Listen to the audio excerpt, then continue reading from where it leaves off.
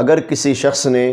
کسی بھی مجبوری یا ضرورت کی بنا پر کسی سے قرض لیا ہو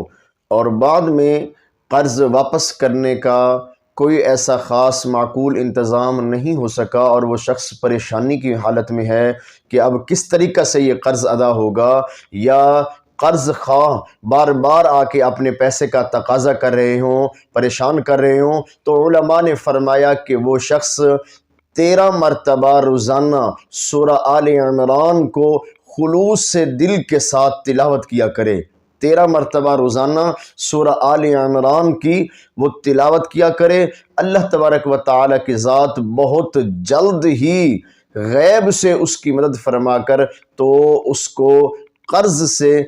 چھٹکارا عطا فرمائیں گے، یعنی کہ غیبی اسباب کے ذریعے سے اللہ پاک ایسا انتظام فرمائیں گے کہ اللہ تبارک و تعالیٰ کی طرف سے رقم کا انتظام ہو جائے گا اور وہ شخص قرض سے سبکدوش ہو جائے گا۔